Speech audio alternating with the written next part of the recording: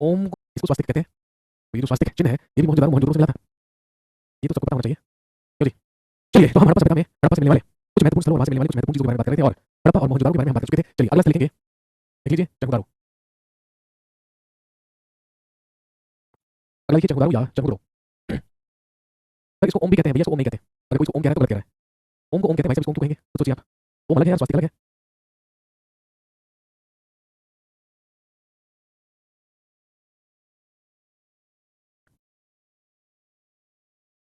India हार गई, कोई बात नहीं यार, हार गई तो कोई बात नहीं। पहले जीती भी तो थी, कोई बात नहीं, हार जीत तो चलती रहती है। जो अच्छा खेलेगा वही जीतेगा। यहाँ जो ड्रीम 11 के प्रचार करेगा, एड्स करेगा, उसको कहाँ प्रैक्टिस करने का मौका मिलेगा? अब हमारे खिलाड़ियों की गलती क्या बताइए? जब आपको खेलने का टाइम नहीं देते हैं, प्रैक्टिस करने का टाइम मिलता नहीं है बेचारों को। हाँ, या तो मैच में बता देते हैं सीधा, या फिर ड्रीम 11 की ऐड करवाते रहते हैं। तो भैया कोई बात नहीं, चलता है, it's okay, this is the game. खेल है, खेल में हार जीत चलती रहती है। हाँ जी, अगला लिखेंगे चंगुदारो या चंगुदरो। मैंने आपसे कहा था स्टार्टिंग में, याद कीजिए कि मैंने आपसे कहा कि इंडस वैली सिविलाइजेशन एक अर्बन सिविलाइजेशन थी, एक नगरीय सभ्यता थी, एक शहरी सभ्यता थी। कहने का मतलब इस सभ्यता से मिलने वाले जो ज्यादातर स्थल थे, जो ज्यादातर साइट थी, वो क्या थी? नगरीय। लेकिन चंगुदारो या चंगुदरो एकमात्र ऐसा स्थल था जो शहरी नहीं बल्कि जो ग्रामीण था। लिखेंगे Chanhudaro was the only rural site of this civilization. लिखेंगे चंगुदरो इस सभ्यता का एकमात्र ग्रामीण स्थल था। Chanhudaro was the only rural site of this civilization. Chanhudaro इस सभ्यता का एकमात्र ग्रामीण स्थल था। और ग्रामीण स्थल था इस बात की जानकारी हमें कैसे मिलती है? भाई सबसे पहली चीज तो हर स्थल पर एक ना एक दुर्ग के या किले के साक्ष्य हमें जरूर मिले हैं, यानी कि एक बड़े भवन के हमें साक्ष्य जरूर मिले हैं, लेकिन चंगुदारो से एक भी दुर्ग का अवशेष नहीं मिलता है। सबसे पहली बात तो ये लिख सकते हैं, यहाँ पर एक भी दुर्ग का अवशेष हमें प्राप्त नहीं हुआ है। बाकी स्थलों पर जो हमें मकान मिले हैं वो पक्की ईंटों से बने हुए थे, लेकिन यहाँ से जो मकानों के अवशेष हमें मिले हैं उन्हें बनाने में कच्ची ईंट इस्तेमाल की गई थी। वो कच्ची ईंटों से निर्मित मकान यहाँ पर मिले हैं। बाकी स्थलों पर जो ईंटों का आकार हुआ करता था वो क्यूबॉइड हुआ करता था, लेकिन चंगुदारो से या चंगुदरो से हमें वक्राकार ईंटों के साक्ष्य मिले हैं। यहाँ से हमें मिली है गोल ईंटें, वक्राकार ईंटें। इसलिए आर्कियोलॉजिस्ट ने अनुमान लगाया है कि हड़प्पा सभ्यता का ये स्थल क्या था? ग्रामीण था। यहाँ पर ग्रामीण जीवन लोग जिया करते थे, यहाँ पर ग्रामीण लोग रहा करते थे। इसके अलावा यहाँ से मिलने वाले इंपॉर्टेंट एविडेंसेस, इंपॉर्टेंट चीजें, सबसे पहले लिखेंगे सिलिंड्रिकल सील्स। यहाँ से हमें मिलती है बेलनाकार मोहरें। कच्ची ईंटों से निर्मित मकान यहाँ पर मिले हैं। बाकी स्थलों पर जो ईंटों का आकार हुआ करता था वो क्यूबॉइड हुआ करता था, लेकिन चंगुदारो से या चंगुदरो से हमें वक्राकार ईंटों के साक्ष्य मिले हैं। यहाँ से हमें मिली है गोल ईंटें, वक्राकार ईंटें। इसलिए आर्कियोलॉजिस्ट ने अनुमान लगाया है कि हड़प्पा सभ्यता का ये स्थल क्या था? ग्रामीण था। यहाँ पर ग्रामीण जीवन लोग जिया करते थे, यहाँ पर ग्रामीण लोग रहा करते थे। इसके अलावा यहाँ से मिलने वाले इंपॉर्टेंट एविडेंसेस, इंपॉर्टेंट चीजें, सबसे पहले लिखेंगे सिलिंड्रिकल सील्स। यहाँ से हमें मिलती हैं बेलनाकार मोहरें। सिलिंड्रिकल सील्स, सिलिंड्रिकल सील्स या बेलनाकार मोहरें। इसके अलावा लिखेंगे picture of a cat followed by a dog. बिल्ली का पीछा करते हुए एक कुत्ते का चित्र। बिल्ली का पीछा करते हुए एक कुत्ते का चित्र।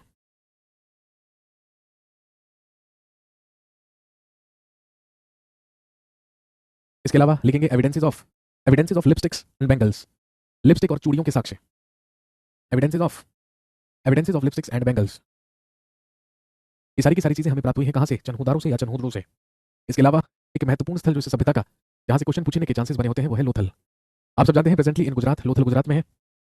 और हड़प्पा सभ्यता का एक महत्वपूर्ण स्थल था क्योंकि क्योंकि लोथल इस सभ्यता का बंदरगाह हुआ करता था। लिखेंगे दो, Lothal was the dockyard of Harappa civilisation.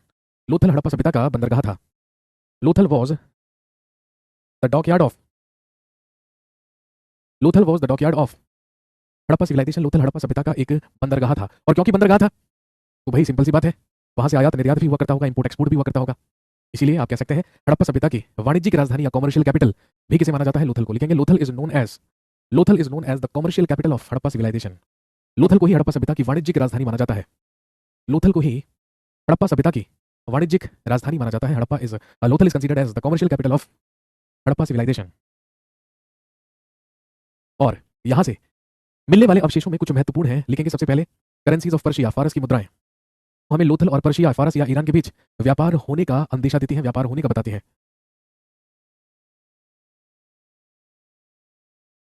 इसके अलावा लिखेंगे एविडेंसेस ऑफ राइस ग्रेन्स, चावल के दानों के साक्ष्य। एविडेंसेस ऑफ राइस ग्रेन्स या चावल के दानों के साक्ष्य।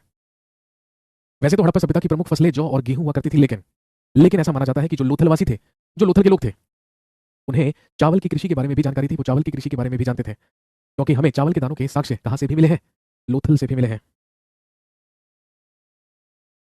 आमतौर पर आमतौर पर इस सभ्यता में जितने भी मकान बना करते थे, कभी भी मकान का मुख्य द्वार मुख्य सड़क की तरफ नहीं बल्कि अंदर गली की तरफ खुला करता था। लेकिन एक्सेप्शनली हमें लोथल में एक भवन ऐसा मिला है, एक मकान ऐसा मिला है जिसका मुख्य द्वार मुख्य सड़क की ओर खुलता है। लिखेंगे evidence of a house, evidence of a house which has evidence of a house which had its main entrance facing the main road. Evidence of a house, evidence of a house which had its main entrance, which had its main entrance facing the main road. लिखेंगे एक ऐसा भवन जिसका मुख्य द्वार, एक ऐसा भवन जिसका मुख्य द्वार मुख्य सड़क की ओर खुलता था, जिसका मुख्य द्वार मुख्य सड़क की ओर खुलता था।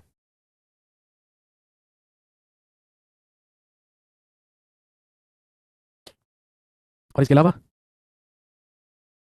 लिखिए एविडेंसेस ऑफ हॉर्सेस, घोड़े के साक्ष्य, एविडेंसेस ऑफ हॉर्सेस, घोड़े के साक्ष्य। और इसके अलावा लिखेंगे एविडेंस ऑफ अ ममी, एक ममी का साक्ष्य, एविडेंस ऑफ अ ममी या एक ममी का साक्ष्य। ये सारी की सारी चीजें हमें मिली है, प्राप्त हुई है कहां से? लोथल से।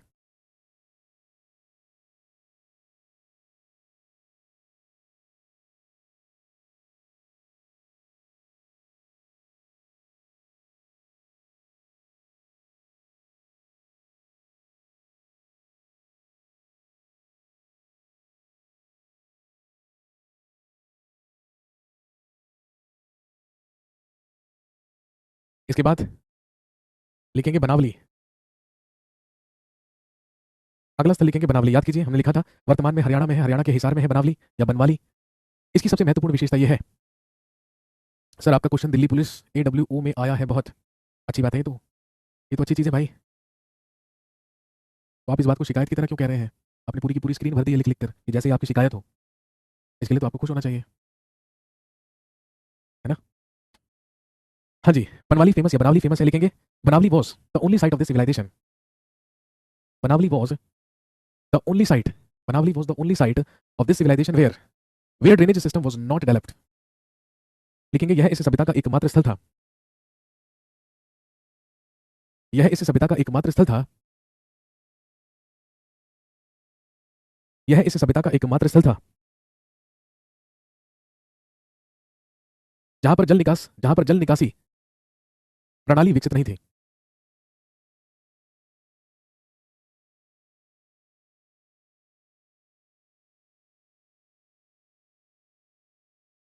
अगला लिखिए कालीबंगा, अगला लिखिए कालीबंगा। कालीबंगा इज इन राजस्थान, हम डिस्कस कर चुके हैं कल ही। हमने कल ही पढ़ा था कि भाई जो कालीबंगा है वो वर्तमान में राजस्थान में है। और यदि हम कालीबंगा की बात करें तो कालीबंगा से मिलने वाली कुछ महत्वपूर्ण चीजें मिली है, लिखेंगे सबसे पहले काली मिट्टी की बनी चूड़ियां, काली मिट्टी की चूड़ियां। इसके अलावा प्लग्ड फील्ड्स का मतलब जुते हुए खेत, जुते हुए खेतों के साक्ष्य हमें कहां से मिले हैं? कालीबंगा से मिले हैं। इसके अलावा हल के साक्ष्य, हल के साक्ष्य भी हमें कहां से मिलते हैं? कालीबंगा से मिलते हैं। इसके अलावा लिखेंगे अग्निकुंड, अग्निकुंड या हवन कुंड के साक्ष्य, अग्निकुंड या हवन कुंड के साक्ष्य भी हमें मिलते हैं कालीबंगा से। इसके बाद नेक्स्ट पॉइंट में लिखेंगे कालीबंगा की बात करें तो कालीबंगा से मिलने वाली कुछ महत्वपूर्ण चीजें मिली है, लिखेंगे सबसे पहले काली मिट्टी की बनी चूड़ियां, काली मिट्टी की चूड़ियां। इसके अलावा प्लग्ड फील्ड्स का मतलब जुते हुए खेत, जुते हुए खेतों के साक्ष्य हमें कहां से मिले हैं? कालीबंगा से मिले हैं। इसके अलावा हल के साक्ष्य, हल के साक्ष्य भी हमें कहां से मिलते हैं? कालीबंगा से मिलते हैं। इसके अलावा लिखेंगे अग्निकुंड, अग्निकुंड या हवन कुंड के साक्ष्य,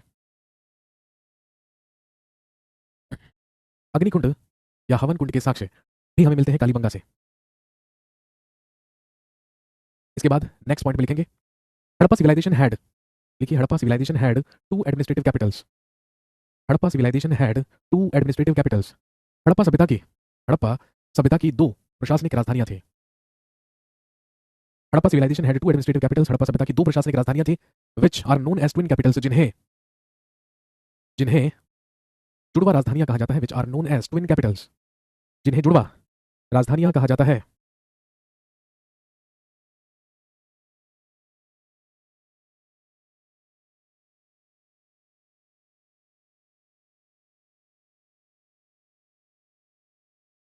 विच are known as twin Capitals, या जिन्हें जुड़वा राजधानियां कहा जाता है। और ध्यान रखेंगे the twin capitals of this civilization were Harappa and Mohenjodaro, लिख लीजिएगा हड़प्पा और मोहनजोदड़ो। इस सभ्यता की जुड़वा राजधानियां कहा जाता है हड़प्पा और मोहनजोदड़ो को।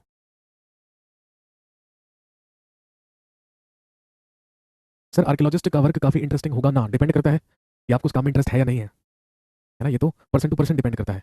तो ऐसा माना जाता है, हमारे आर्कियोलॉजिस्ट ऐसा मानते हैं कि हड़प्पा सभ्यता का जो प्रशासन चलता था, एडमिनिस्ट्रेशन चलता था, वो दो जगहों से चलता था, हड़प्पा और मोहनजोदारो से। क्योंकि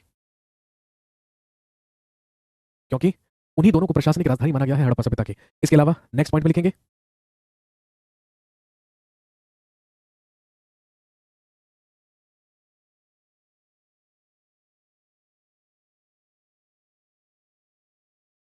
लिखेंगे the script of Harappa civilization had the script of Harappa civilization had 64 basic symbols. Harappa सभ्यता की लिपि में 64 मूल चिन्ह थे। The script of Harappa civilization had 64 basic symbols. Harappa सभ्यता की लिपि में 64 मूल चिन्ह थे। एंड इन दैट स्क्रिप्ट, और लिखेंगे इस लिपि में, इन दैट स्क्रिप्ट और इस लिपि में पिक्टोग्राफ्स वर यूज्ड, और लिखेंगे और इस लिपि में पिक्टोग्राफ का इस्तेमाल किया जाता था, या ये एक भाव चित्रात्मक लिपि हुआ करती थी। यह एक भाव चित्रात्मक लिपि हुआ करती थी। लिखेंगे द पीपल, आपसे पूछेंगे कि बताइए हड़प्पा सभ्यता की लिपि को कैसे लिखा जाता था। भाई हड़प्पा सभ्यता की लिपि में लिखा क्या गया, ये तो हम आइडेंटिफाई कर ही नहीं पाए, क्योंकि आप जानते हैं this is proto historic period, ये तो आद्य ऐतिहासिक काल है। हमें लिपियां मिली जरूर है, लेकिन उन लिपियों में क्या कन्वे करने की कोशिश की गई है ये हम आज तक नहीं बता पाए हैं। ये जानकारी हमें आज तक नहीं मिली है, क्योंकि उन लिपियों को चित्र बना बना कर लिखा जाता था। वो एक भाव चित्रात्मक लिपि हुआ करती थी। उसमें कोई अल्फाबेट्स इस्तेमाल नहीं होते थे, अक्षरों का इस्तेमाल नहीं होता जाता था। या हड़प्पा सभ्यता की लिपि में 64 मूल चिन्ह थे। एंड इन दैट स्क्रिप्ट, और लिखेंगे इस लिपि में, इन दैट स्क्रिप्ट और इस लिपि में पिक्टोग्राफ्स वर यूज्ड, और लिखेंगे और इस लिपि में पिक्टोग्राफ का इस्तेमाल किया जाता था, या ये एक भाव चित्रात्मक लिपि हुआ करती थी। यह एक भाव चित्रात्मक लिपि हुआ करती थी। लिखेंगे द पीपल, आपसे पूछेंगे कि बताइए हड़प्पा सभ्यता की लिपि को कैसे लिखा जाता था। भाई हड़प्पा सभ्यता की लिपि में लिखा क्या गया, ये तो हम आइडेंटिफाई कर ही नहीं पाए, क्योंकि आप जानते हैं this is proto historic period, ये तो आद्य ऐतिहासिक काल है। हमें लिपियां मिली जरूर है, लेकिन उन लिपियों में क्या कन्वे करने की कोशिश की गई है ये हम आज तक नहीं बता पाए हैं। ये जानकारी हमें आज तक नहीं मिली है, क्योंकि उन लिपियों को चित्र बना बना कर लिखा जाता था। वो एक भाव चित्रात्मक लिपि हुआ करती थी। उसमें कोई अल्फाबेट्स इस्तेमाल नहीं होते थे, अक्षरों का इस्तेमाल नहीं होता था, उसको चित्र बना बना कर लिखा जाता था। यदि अल्फाबेट्स होते तो शायद हम डिकोड कर लेते, लेकिन चित्र बना बना कर लिखे जाने वाली स्क्रिप्ट का इस्तेमाल हुआ करता था हड़प्पा सिविलाइजेशन या हड़प्पा सभ्यता में। तो हमें ये तो समझ में नहीं आया कि इस लिपि में क्या लिखा है, लेकिन हमें ये जरूर समझ में आया कि इस लिपि को लिखा कैसे जाता था। तो यही आपसे पूछेंगे कि बताइए हड़प्पा सभ्यता की लिपि को कैसे लिखा जाता था। तो लिखेंगे that script was written from right to left, that script was written from right to left and then from left to right.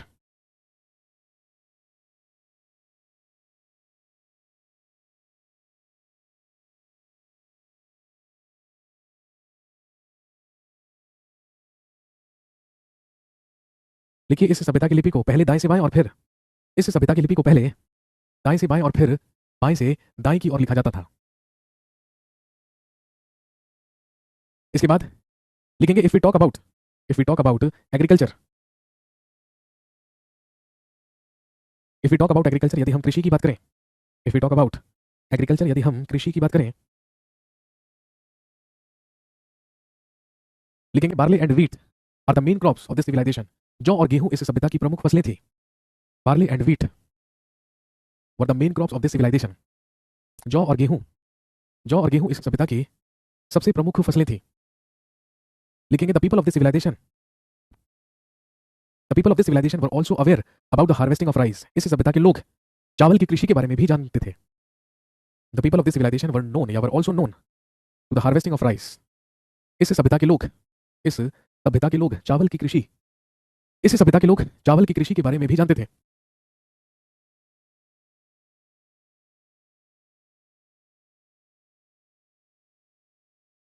But लिखेंगे बट देवर अननोन अबाउट लिखेंगे but they were unknown about sugarcane, but also known to the harvesting of rice. इस सभ्यता के लोग इस सभ्यता के लोग चावल की कृषि इस सभ्यता के लोग चावल की कृषि के बारे में भी जानते थे।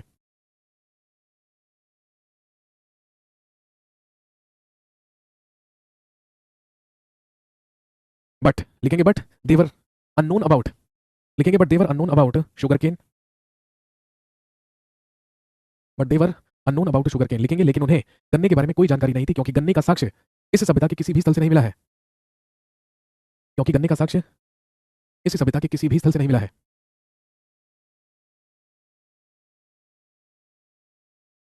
और यदि आपसे पूछें कि बताइए पूरे विश्व में सबसे पहले कपास की कृषि किस सभ्यता के लोगों के द्वारा की गई थी, तो they were the people of Indus Valley civilization, वो थे हड़प्पा सभ्यता के लोग। तो आप लिख सकते हैं कि विश्व में सबसे पहले हड़प्पा सभ्यता के लोगों ने ही कृषि की या कपास की खेती शुरू की थी।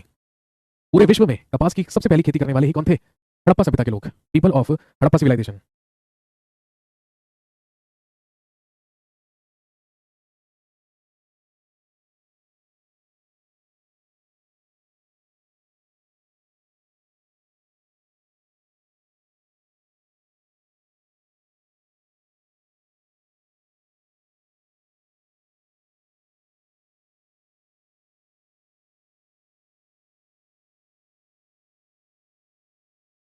विश्व में सबसे पहले हड़प्पा सभ्यता के लोगों ने ही कृषि की या कपास की खेती शुरू की थी। पूरे विश्व में कपास की सबसे पहली खेती करने वाले ही कौन थे? हड़प्पा सभ्यता के लोग, पीपल ऑफ हड़प्पा सिविलाइजेशन।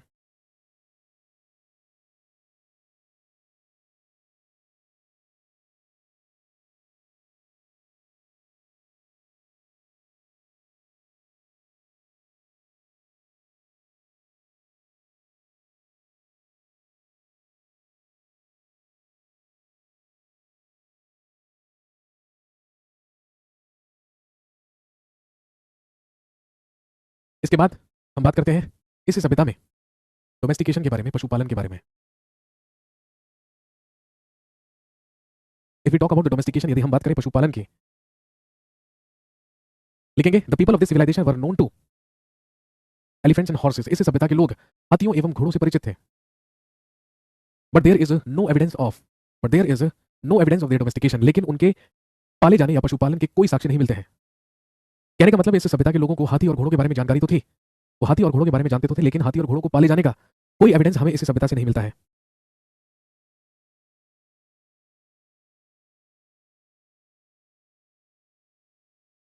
इसके अलावा लिखेंगे इन दिस सिविलाइजेशन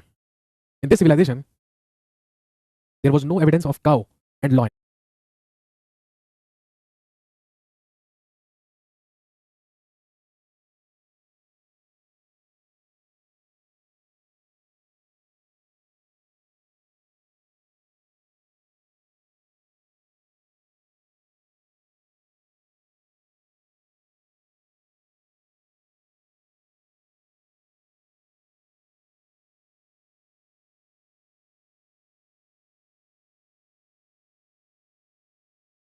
इसके अलावा लिखेंगे इन दिस सिविलाइजेशन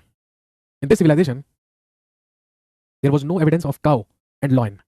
इस सभ्यता से हमें गाय और शेर का कोई अवशेष प्राप्त नहीं हुआ है। हालांकि आप सब जानते हैं बैल के अवशेष, बैल के एविडेंसेस हमें मिलते हैं, लेकिन वही स्वाभाविक सी बात है, बैल तो तभी होगा जब गाय होगी। बिना गाय के बैल कहां से आ जाएगा? लेकिन गाय के हमें एविडेंसेस नहीं मिले हैं। हो सकता है इस सभ्यता में गाय हो, और यदि हो तो हो सकता है उनकी इंपॉर्टेंस उतनी ना हो कि उनके एविडेंसेस ही हमें ना मिले। तो वहां से हमें गाय और शेर के कोई एविडेंसेस नहीं मिलते हैं। अगला सवाल उठता है इस सभ्यता की करेंसी या मुद्रा क्या हुआ करती थी? आपसे एग्जाम में पूछेंगे बताइए हड़प्पा सभ्यता की जो करेंसी थी, जो मुद्रा थी, वो किसकी बनी होती थी? सबसे पहले ऑप्शन में आपको देंगे कॉपर की, वो तांबे की बनी थी। दूसरे ऑप्शन में देंगे आयरन, वो लोहे की बनी थी। तीसरे ऑप्शन में देंगे ब्रॉन्ज, वो कांसे की बनी थी। और चौथे ऑप्शन में देंगे नन ऑफ द अबव। बताइए आपके अनुसार क्या होना चाहिए सही आंसर? हड़प्पा सभ्यता की जो मुद्रा थी, जो करेंसी थी, वो इनमें से किसकी बनी थी, ये आपको बताना है।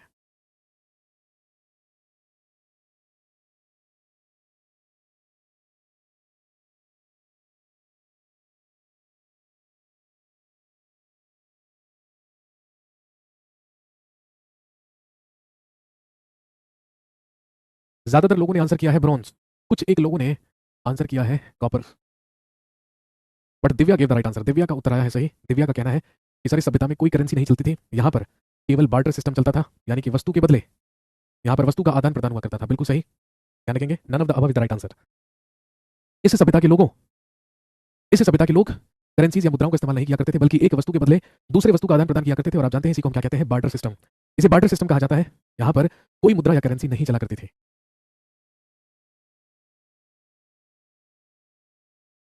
आखिरी सवाल ये उठता है कि यह सभ्यता समाप्त कैसे हुई, इस सभ्यता का अंत कैसे हुआ? अलग अलग आर्कियोलॉजिस्ट, अलग अलग पुरातत्वविदों ने इसके अलग अलग कारण दिए। कुछ ने कहा कि नॉर्थ वेस्टर्न कंट्री से हमारे देश में आयात खत्म हुआ, रिसोर्सेज खत्म हो जाने की वजह से पूरी की पूरी सिविलाइजेशन समाप्त हो गई। किसी ने कहा पूरे के पूरे उत्तर उत्तर पश्चिमी भारत में मलेरिया फैला, उससे यह सभ्यता समाप्त हो गई। कुछ ने कहा क्लाइमेट चेंज की वजह से यहाँ के लोग सर्वाइव नहीं कर पाए। कुछ लोगों ने कहा कि विदेशी आक्रमणों की वजह से यह सभ्यता समाप्त हो गई। लेकिन ध्यान रखेंगे इसका सबसे ज्यादा वैलिड व्यू यही माना जाता है, और ऐसा माना जाता है, लिखेंगे इन अबाउट 1750 बीसी, लगभग 1750 ईसा पूर्व में। इन अबाउट 1750 बीसी, लगभग 1750 ईसा पूर्व में this civilization was destroyed by flood. इस सभ्यता का अंत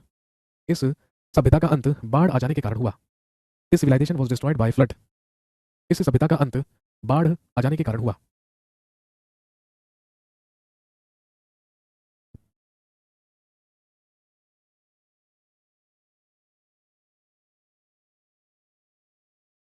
this civilization was destroyed by flood. इस सभ्यता का अंत बाढ़ आ जाने के कारण हुआ। और इसके बाद लगभग 250 साल तक क्या हुआ, इसके बारे में कोई जानकारी नहीं मिलती है, क्योंकि इसके बाद हमें केवल ये जानकारी मिलती है कि ईसा के जन्म से लगभग 1500 साल पहले 1500 बीसी में हमारे देश में आगमन हुआ आर्यंस का, आर्यों का। और उन्होंने ही भारत के उत्तर और उत्तर पश्चिमी क्षेत्र पर अधिकार करके यहाँ एक ग्रामीण सभ्यता की शुरुआत की, यहाँ एक रूरल सिविलाइजेशन की शुरुआत की, जिसे हम वैदिक सिविलाइजेशन या वैदिक सभ्यता कहते हैं। चलिए यहाँ पर समाप्त होता है इंडस वैली सिविलाइजेशन या हड़प्पा सभ्यता। अगली क्लास में जब आपसे मुलाकात करेंगे तो हम शुरू करेंगे नया यूनिट, हम शुरू करेंगे नया टॉपिक विच इज वैदिक पीरियड, जिसमें हम पढ़ेंगे वैदिक काल के बारे में। आज के लिए इतना ही रखते हैं। Thank you very much. Bharat के उत्तर और उत्तर पश्चिमी क्षेत्र पर अधिकार करके यहाँ एक ग्रामीण सभ्यता की शुरुआत की, यहाँ एक रूरल सिविलाइजेशन की शुरुआत की। लगभग 250 साल तक क्या हुआ इसके बारे में कोई जानकारी नहीं मिलती है, क्योंकि इसके बाद हमें केवल ये जानकारी मिलती है कि ईसा के जन्म से लगभग 1500 साल पहले 1500 बीसी में हमारे देश में आगमन हुआ आर्यंस का, आर्यों का। और उन्होंने ही भारत के उत्तर और उत्तर पश्चिमी क्षेत्र पर अधिकार करके यहाँ एक ग्रामीण सभ्यता की शुरुआत की, यहाँ एक रूरल सिविलाइजेशन की शुरुआत की, जिसे हम वैदिक सिविलाइजेशन या वैदिक सभ्यता कहते हैं। चलिए यहाँ पर समाप्त होता है इंडस वैली सिविलाइजेशन या